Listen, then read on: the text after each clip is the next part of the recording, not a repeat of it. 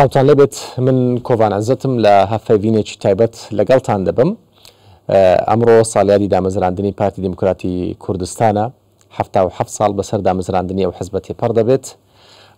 ئەم حزبە دوایین کۆنگرە چ گۆڕانکاریەکی کردووە؟ ئایا پەیوەندیەکانی ئەو حزبە لەگەڵ لایەنە کوردستانیەکان چۆنە؟ چونکەوان گوتیان لاپەڕێکی نوێ لەگەڵ لایەنە سیاسەکانی هەرێمی کوردستان هەڵدەدەینەوە. ئێستا پەیوەندیەکانیان لە چ ئاستێکە؟ پەیوەندی ئەو حزبە لەگەڵ لایەنەکانی عێراقی چۆنە و لە چ ئاستێکایە؟ هەروەها بە هەمان شێوە پەیوەندی ئەو حزبە لەگەڵ وڵاتانی ترا بە تایبەتیش تورکیا و ئێران چۆنە؟ لەم هەفەیڤینەدا گفتوگۆ لەگەڵ محمود محەممەد ئەندامی دەستەی کارژێڕی مەکتەبی سیاسی پارتی دیموکراتی کوردستانەکەم کە ئەم جارە میێوانی منە و ئەم پرسانە یاخود ئەم پرسانە لەگەڵ ئەو گفتوگۆ دەکەم و چەند پرسیارێک ئاراستەی بەڕێزیانەکەم. کاک محمود بەخێر بێ. زۆر سوپاس. دوای کۆنگرە باس بکەین. باشە، ساڵی ڕابردوو هەندێک گۆڕانکاریتان کرد لە نێو پارتی دیموکراتی کوردستانە. باشە، کەسی نوێ هاتە پێشەوە لە نێو مەکتەبی سیاسیە، لە نێو کۆمیتەی ناوەندیە، ناوتان گۆڕین. بەڵام ئەوەی کە لای خەڵک زۆر جێگای سەرنجە دانانی مەکتەبی ڕێخستنەکانە، بەرپرسی مەکتەبی ڕێخستنەکانە. بۆ نمونە کاک عەلی حوسێن خەڵکی هەریرە، ئێستا بەرپرسی مەکتەبی ڕێخستنی پارتیە لە سلێمانی و هەڵەبجە. دکتۆر پشتیوان سادق خەڵکی هەولێرە لە دهۆک بەرپرسی مەکتەبی ڕێخستنە. سەربەست لەزگین بۆ بڵێن خەڵکی دهۆکە لە هەولێرە. دەڵێن ئەوانە تاڕادەیەک یعنی ئەو خەڵکی ئەو با بڵێن سەربەست لەزگین بادی نییە ئەبێ لە دهۆک بە. دکتۆر پشتیوان سادق سۆرانیە بێ لە هەولێر بە. ئەو حکمت لەو گۆڕانکاریانەیە چی بوون؟ سپاس. سەرەتا پیرۆزبایی 16 ئابوو 77 من ساڵی دامەزرانی پارتی دیموکراتی کوردستان پیرۆستان لە سەرجەم هەڤاڵان، کادران و ئەندامان و پێشمەرگەکان، خانەوەدەی شەهیدان و گشت خەڵکی کوردستان دەکەین. واروها پیرۆزبایی لە جەنابی سەرۆک دەکەیت بە بۆنەی ساڵگەردی لەدایک بوونی. پارتی دیموکراتی کوردستان لە دوای هەر مؤتەمەرێکە گۆڕانکاری دەکات. ئەو گۆڕانکاریانە بە جۆرەی ئەو بڕیارانەیە کە لە کۆنگرە دەدرێت و پەیڕە و کۆمەڵە گۆڕانکاری بەسەردادێت. ئەو گۆڕانکاریانە دەبێت لە پرۆسەی تەنزیمیدا لە کاتی جێبەجێکردندا جێبەجێ بکرێن و دوای دراسەکردنێکی زۆر لە پێش کۆنگرە ئەم بابەتانە ئامادە دەکرێت و لە کۆنگرە ئەو کاتە کە مناقەشەی لەسەر دەکرێت و بڕیاری لەسەر دەدرێت و احتیمالەن ئەو بابەتانێک کە لە کۆنگرە ئامادە دەکرێن بۆ پێش کۆنگرە ئامادە دەکرێن لەوانەیە کۆنگرە هەندێکی بەپەسەند نەزانێت، هەندێک شتی زیاد بکات.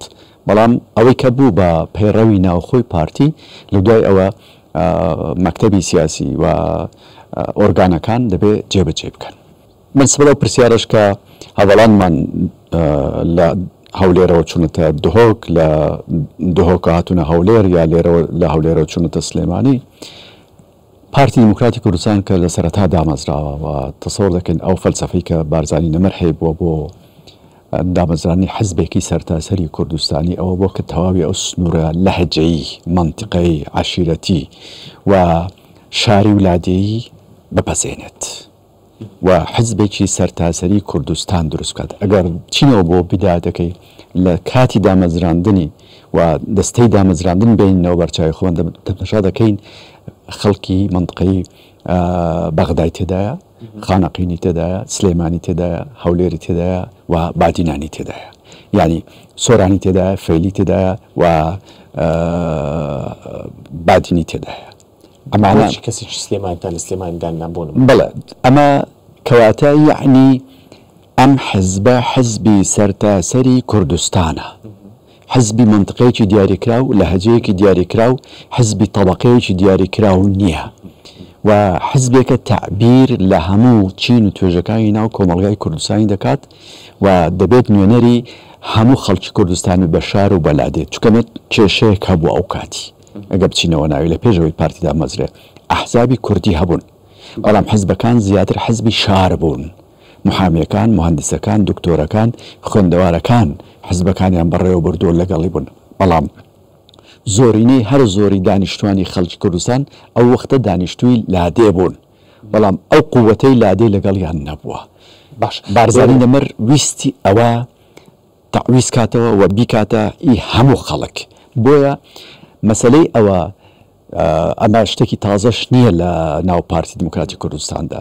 چەندین جار وا هەبووە، چەندین جار بادینان مەسئولەکانە خەڵکی هەولێر یان شوێنی دیکە بوون و لە شۆڕشی ئەیلیش لەم شۆڕشەشدا لە دوای ڕاپەڕێنیش ساڵی 2000 مامۆستا وەلام محەممەدی ڕەحمەتی مەسئولی لە قیەک بوو و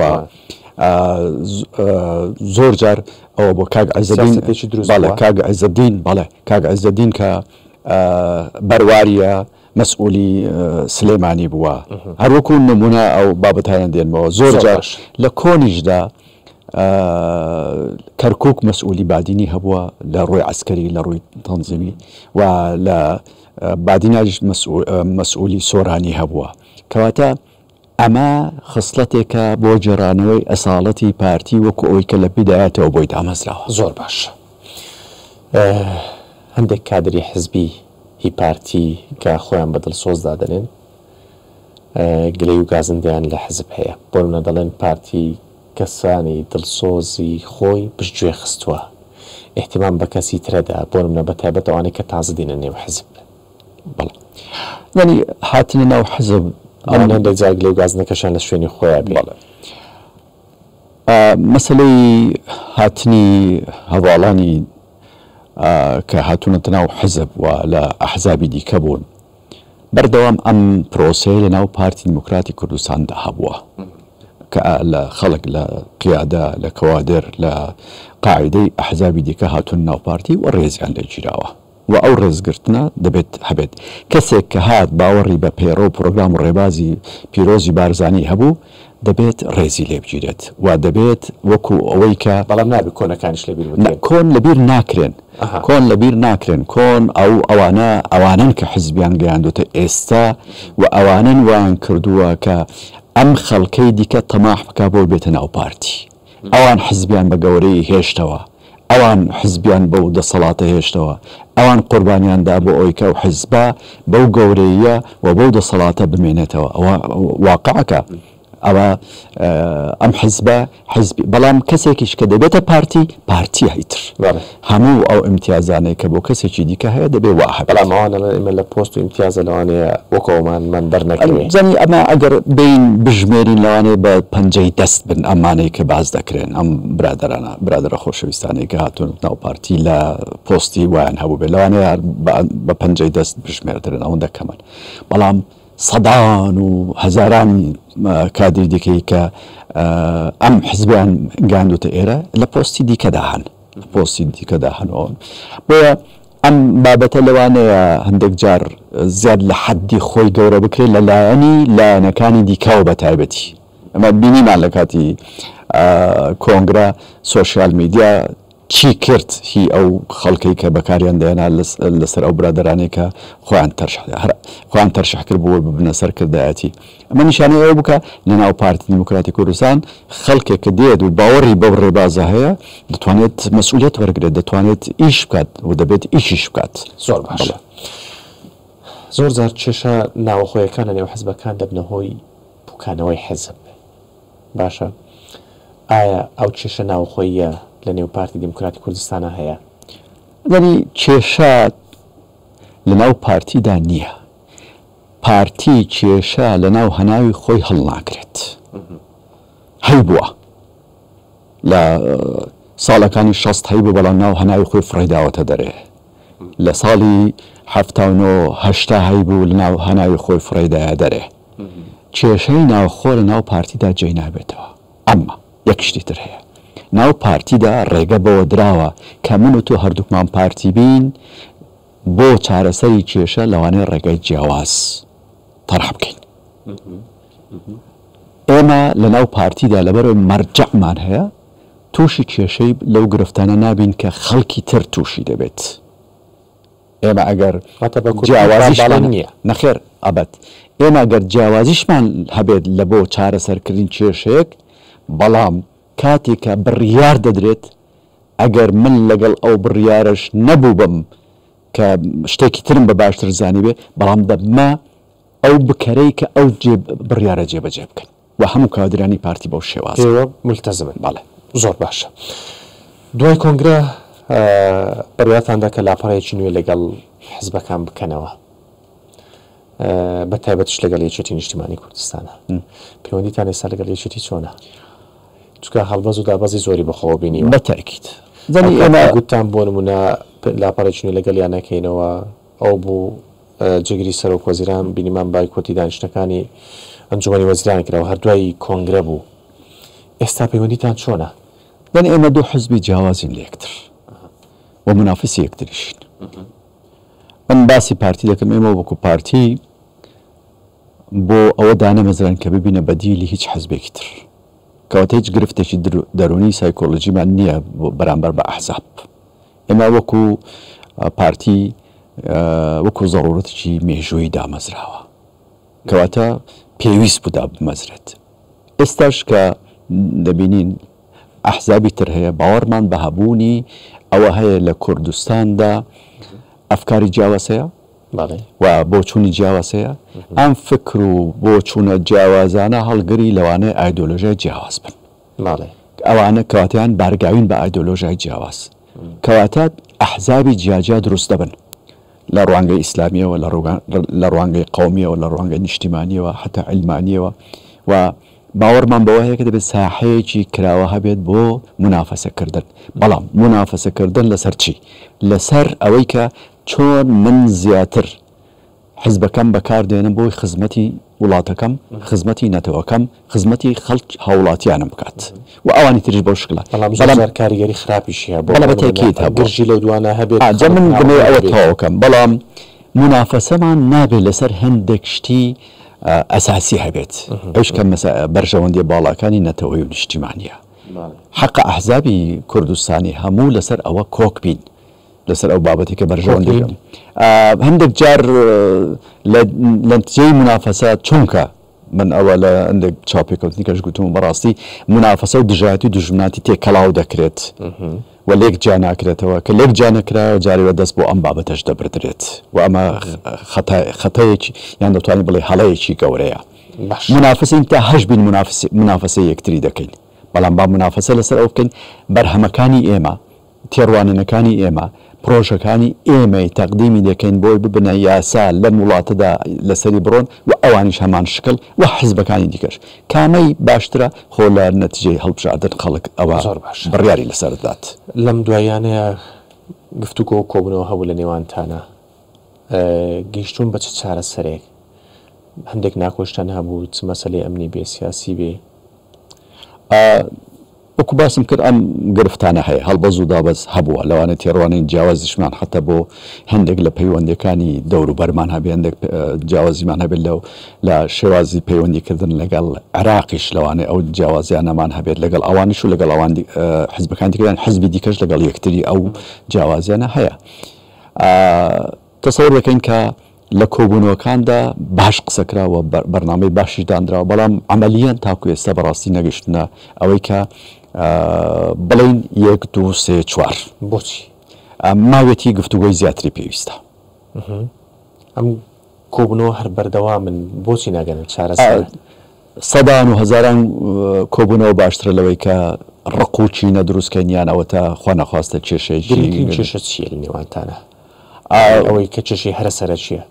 لەوانەیە کێشەی هەرەسەرەکی و چۆنیتی مامەڵەکردن بێت لەگەڵ عێراق، لەوانەیە ئەوە لەوەدا کێشەمان هەبێت لەگەڵ عێراق. زۆر باشە. زۆر جار گلی یەکێتی نیشتیمانی کوردستان ئەوەیە کە ئەڵێ پارتی دیموکراتی کوردستان کە دەسەڵاتداریشە لە هەرێمی کوردستانە، زۆربەی پۆستە حکوومیەکان لای ئەون بۆ نمونە سنووری ئێمە فەرامۆشەکەن. باشە، لە پرسی هەڵبژاردنە لەوانەیە بڵێ پارتی خۆی فەرزەکە بۆ هەندێک شتە ئێمە پاشکۆیمان قبوڵ نییە. ئێوە واتان کردووە؟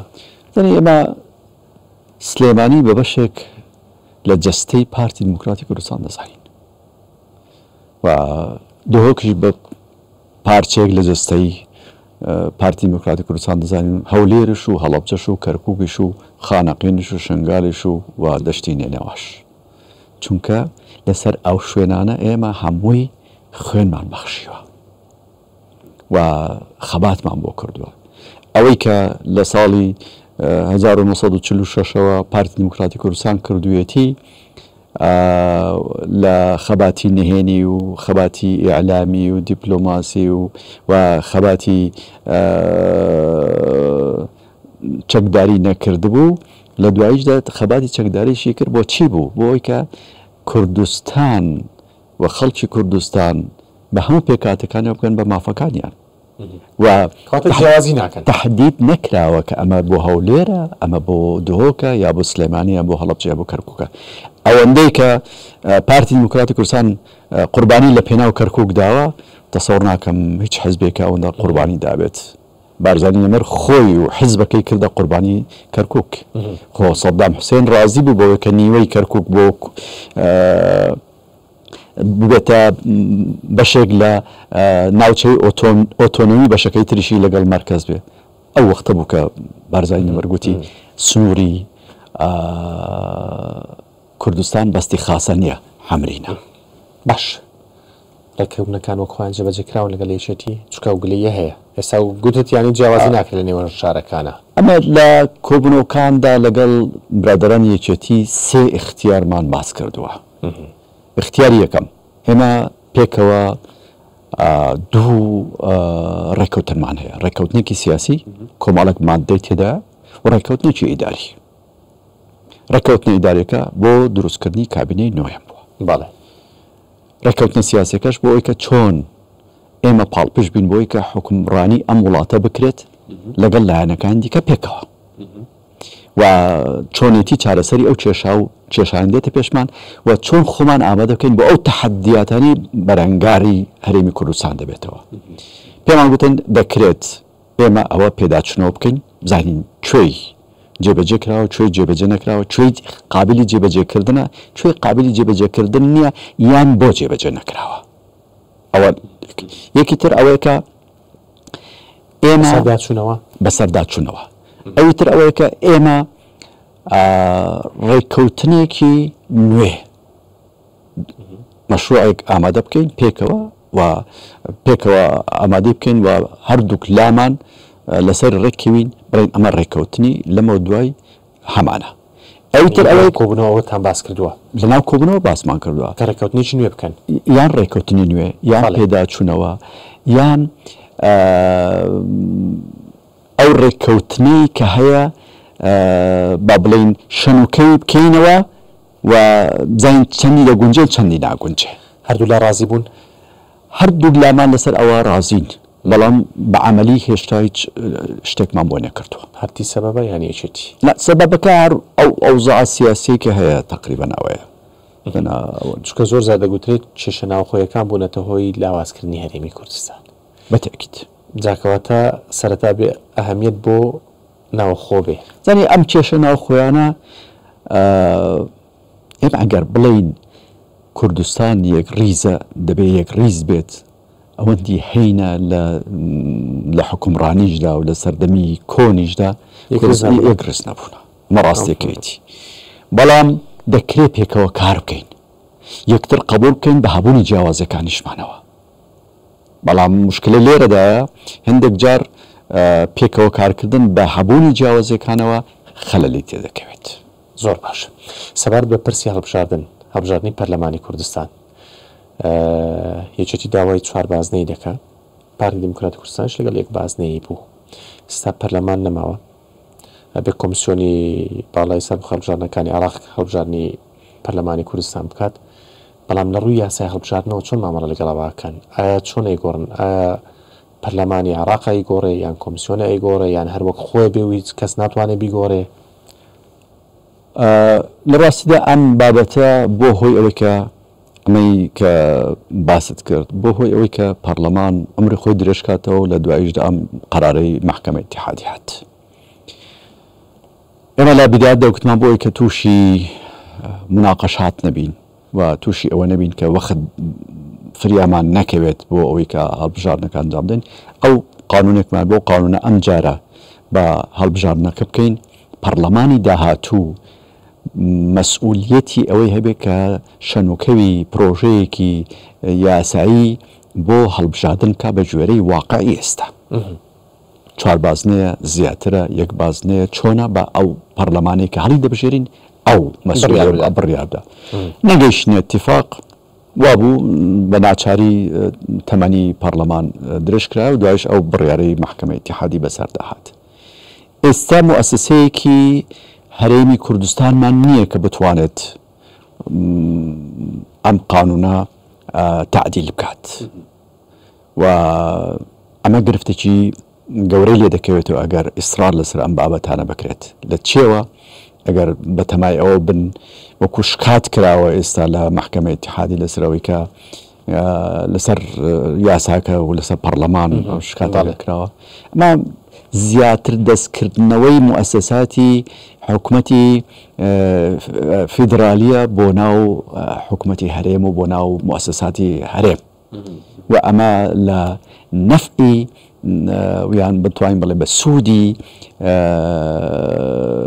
هەرێمی کوردستان و دەسەڵات و یاساکانی نییە ئێمە لەوە چارەسەر چییە بۆ نماوان داوای چوار بازنەی دەکەن ئێوە شێک باز بەرحەڵەوان شکاتەکەیان کردووە بزانین ئەو شکاتە دەگاتە کوێ و ئێمە لەگەڵ ئەوەی نەکە ئەو قانونێ هەیە ئەگەر پەرلەمانەمان هەبووە ئێمە حازر بووین کە ئەم هەموار بکرێتەوە و لەسەری گفتوگۆمان کردبوو و کێشەشمان نەبوو بەڵام دوایی ئەم نەتیجەی ئەو شکاتانەی کە کرا گەیشتونەتە ئەنجام لەگەڵ ئەوە هێشتا ماوێتی باش هیچ گرنگتێکتان لە حکوومەتی عراقیا وەرگرتووە چونکە ماوەی کۆمیسیۆن بە کۆتایی دێت ئەو کاتێ ئایا تەمەنی درێژەکرێتەوە یان ناگرێن لیستیان وەرگرتووە سەرۆکی هەرێم لەگەڵ کۆمیسیۆن قسەی کردووە لەگەڵ محکەمەی ئیتیحادی قسەی کردو لەگەڵ حکوومەت قسەی کردو هەروەها سەرۆکی حکوومەتی هەرێمی کوردستانیش لەگەڵ ئەنجومەنی وەزیرانی عراق و لەگەڵ سەرۆکی ئەنجومەنی وەزیران قسەکراوە پارتی لەسەر ئەو بابەتە لەگەڵ ئیدارەی لەگەڵ برادرانی کە لە ئیدارەی تەحالوفتان قسەیان کردووە و هەروەها لەگەڵ حکوومەتی عراقیش قسە کراوە ئەم قسەکردانە سەبارەت بەوەی کە پێویستە هەڵبژاردنەکە بکرێت و دیارە تا ئێستا قسە کراوە و ئەنجومەنی وەزیرانی عراقیش لەگەڵ کۆمیسیۆن قسەیان کردووە کۆمیسیۆن ئێستا خەریکی ڕێکارە یاسایەکانی ئەلان بکات بۆ ئەوەی کە چۆن ئەنجام بدرێت زۆر باش کاتە گفتوگۆکراوە و گرنگی دراوە دێنە سەر پەیوەندیەکانتان لەگەڵ بەغدا و پرسی ئەنجومەنی پارێزگاکان کە بڕیارە هەڵبژاردن بکرێت دەڵێن پارتی بۆ دەچێتەوە مووسڵ بەڵام نایەتەوە کەرکووک مەبەستم لە بارەگایە بە حەقیقەتەوە دەچینەوە ئەوێش بەس بەرەوەکانمان داگیر کراوە و یەکێک لە خاڵەکانی کە لە کارنامەی حکوومەتی سوودانیدا هەیە ئەوەیە کە ئەو بارەگایانە چۆڵ بکرێن و بدرێنەوە ئەو حیزبانێکانێک لەوانە ئێمە پارتی دیموکراتی کوردستانی بەشێک لە بارەگاکانمان چۆڵ کراوە بەشێکی ماوەت ئێمە گوتمانە هەمویان چۆڵکەن بۆ ئەوەی کە هەموو بارەگاکانی کە پێویستمانە لەوێش و لە خانەقینیش و لە شوێنەکانی دیکەش بەڵام کێشە بۆ ئەوە دروست کراوە چونکە لێرە دەبێ ئەوە بەڵام کە خودی حکومەت وەکو حکومەت ئەو دەسەڵاتەی نییە کە بتوانێت ئەوە جێبەجێ بکات نمونەی شنگار پارتی جیاوازتان کردبێ ئەوە حکوومەتی عراقی بەڵگەکانی ئەوە چۆڵ ناکەن مەسا ئەوەی شنگار وازەحا شنگار ئێمە حتا کاتی هەڵبژاردن ڕێیان لە تیمەکانی ئێمە گر کە بچن لەوێ بانگەشە بە خۆیان بکەن بۆی کە ئەوە بێت کە حکوومەت دەسەڵاتی وێ نەبوو ئەو هێزانەی لەوێ ناچار بکات بۆی کە نابێت شتی وا بکەن ئێستاش لە کەرکووک بەشێکی بارەگاکانمان سوپای تێدایە و لێ نەچۆتە دەرێ ئایا حکومەت دەسەڵاتەوەی نییە کە بە سوپا بڵێ دەبێت لێرە بچێ دەرێ بچێ شوێنێکی تر بۆ ئەوی مە بچینە ناو بارەگاکە زۆر باشە ئەی بۆچی بە یەک لیست و هاوپەیمانی نەچوون بەشداری لە هەڵبژاردن بکەن زانی مناقەشە لەسەر ئەو بابەتی زۆر کرا چ لە کۆبوونەوەکانی ناوخۆمان چ لە کۆبوونەوەکانی کە لەگەڵ یەکێتی کردمان حتا حزبەکانیش کە لەگەڵ یەکتری دانیشتون لەگەڵ ئێمەش کە دانیشتون هەر ئەو مناقەشەیە کرا تەسەوڕ دەکەین کە شێوازی هەڵبژاردن و سیستەمی هەڵبژاردنەکە هەندێک جار وەکو ئەوە لێک نادرێتەوە کە یەک لیستی لە قازانجی هەمووان بێ لەوانەیە ئەگەر لیست کەمتر بووە لەوانەیە باشتر بووە من ئەوە دەڵێم بەڵام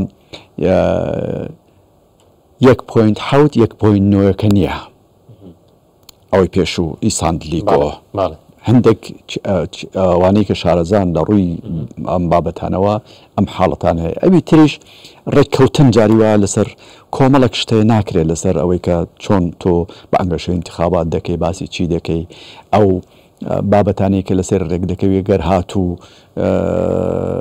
سەرکەوتی چی دەکەی هەندێک شت لەو بابەتانە دێتە گۆڕێ لە پێش هەم کێشە لە نێوانتانە هەبووە هەمیش یاساکەوا لێکردن هەردووک لە تەسیریان هەبوو لەسەر ئەو بابەتە بەڵام ئێمە بۆمان پەسەندزانی کێ تەحالوف دەکات دەرگای ئێمە کراوە بوو بەڵام مەناعەتی کەسیشمان نەگردووە لەگەڵ یەکترێگەر تەحالوف لەگەڵ یەکتری بکەن باش پەیوەندیتان لەگەڵ لایەنە عێراقیەکان چۆنە بەتایبەت ئەم دوایە شارێکتان چووە بەغدا لەگەڵ چوارچەوەی هەمانجی کۆبنەوەتان کردووە و ڕێکەوتنیشتان هەیە بۆ پێکهێنانی حکوومەت کە ڕێکەوتنی بابڵێن پێکهێنانی ئیدارەی دەولەیە ئایا بۆ هۆشداری بوو چووناوێت چکە ڕێکەوتنی بودجە ئەمانە وەک خۆی جێبەجێ نەکراوە ئەو ڕێکەوتنانێکە لەگەڵتان کردوون کەم و کوڕی تێدا ئەوان پێوە پابەند نەبوونە وەڵامی ئەوان چی بەڵێ پەیوەندی ئێمە لەگەڵ حکوومەتی عێراق دوو شێوازە شێوازێک لە ڕووی سیاسی شێوازێک ڕووی ئیداریەوە شێوازی سیاسی ئەمە لەگەڵ لایەنەکانی چوارچێوەی هەماهەنگی و لەگەڵ لایەنی سوننا تەحالوفێکمان دروست کرد ئەو تەحالوفە بۆ ئەوە بوو لەسەر کۆمەڵک ماددە ڕێککەوتین کە چۆن حکومڕانی لەمەوە دوای عێراق بکرێت لە ڕووی اقتصادی لە ڕووی سیاسی لە ڕووی پەیوەندیەکان و هەمووی خاڵبەندی کراوە و کۆمەڵک ماددەی و بڕگەی تێدا هەموو لایەنەکانی کە تێدان چوارچێوە چەندین لایەنە سونەکانی چەندین لایەنن و ئێمەش تێدان کوردی دیکەش لەناو ئەو هەنەدا هەیە بەداخەوە لە کاتی کە جێبەجێکردن دێت دەبینین ئەو جێبەجێکردنە بەشێکی ئیهمالی تێدایە بەشێکی نانەوێت بکرێت بەشێکی بەهانەی بۆ دێننەوە و زەقترین جێبەجێنێکردن و لادان لەو تەحالوفەی کرابوو مەسەلەی بودجە کە پرسیاریان لێکرا بۆ بەهانیان هێنالەوەی کە ئەندام پەرلەمان بە قسەیان نەکردوون و ئەوان بەنا لەگەڵ تەبیە بەهانەیەکی تۆزێک هەرزانە بەڕاستی ئەم بابەتە ئەندام پەرلەمان پابەن نەبوو بۆچی گفتوگۆ لەگەڵ پەرلەمان شاندەی کە ئێمە چۆوێ بەحقیقەت کۆمەڵێک شتی حازر کردبوو هەم لە ڕووی سیاسی هەم لە ڕووی ئیداری لەگەڵ هەموو لایەنەکانی چارچێ هەماهەنگی دانیشتنیان کرد لەگەڵ حکوومەت دانیشتنیان کرد لەگەڵ لایەنە سونیەکان دانیشتنیان کرد و ئەویان بەبییر هێنانەوە خاڵەکانی کە ئێمە اتفاقمان لەسەر کردووە و کابینەکە لەسەر ئەو ئەساسە دروست بووە ئێمە کە پشتیوانی کابینەمان کردو پشتیوانی سوودانیمان کردووە لەسەر ئەساسی ئەم ڕێککەوتنانە بووە کەواتە دەبێت ڕێککەوتنەکان جێبەجێ بکرێت ناکرێتان گوتن ئەگەر جێبەجێ نەکرێن دەکشینەوە زانی مەسەلەی کشانەوە یان نەکشانەوە ئەگەر بێت و تۆ تەحالوفێک دەکەی تەحالوفەکە جێبەجێ نەکرێ خودی تەحالوفەکە هەڵدەوەشێت هاوپەیمانی دەکەی هەڵنەوەشاوەتەوە لەبەرەوەی کە ئەوان داوایان کردووە کە بزانین چەند ئەو بابەتانەی کە ئەوە ئێمە گلەیمان لێ هەیە و کۆمەڵێک لەو شتانەی بە نووسراوی ئامادە کراوە کە ئەم خاڵە ئەم مادە ئەمە جێبەجێ نەکراوە ئەمە سەقەت جێبەجێکراوە ئەمە هێشتا هەوڵی بۆ نەدراوە ئەمە کەم تەرخەمی تێدا کراوە هەموو ئەو مادانە دیاری کراون و دەدرێ بە ئەوان لاگەری جێبەجێ نەکردنی لە ئەگەری جێبەجێ نەکردنی ئەو وەختە قسەیەکی ترمان دەکشێنەوە قسەمان دەبێت زۆر سپاس بۆ بەڕێز مەحموود محەممەد ئەندامی دەستی کارژێڕی مەکتەبی سیاسی پارتی دیموکراتی کوردستان کە لە مافەڤینێ لەگەڵمان بووی سپاس بۆ ئێوەش بەخێر زۆر سپاس بۆ ئێوەش کە بینێرمان بوون هەر لە خۆشی دابێت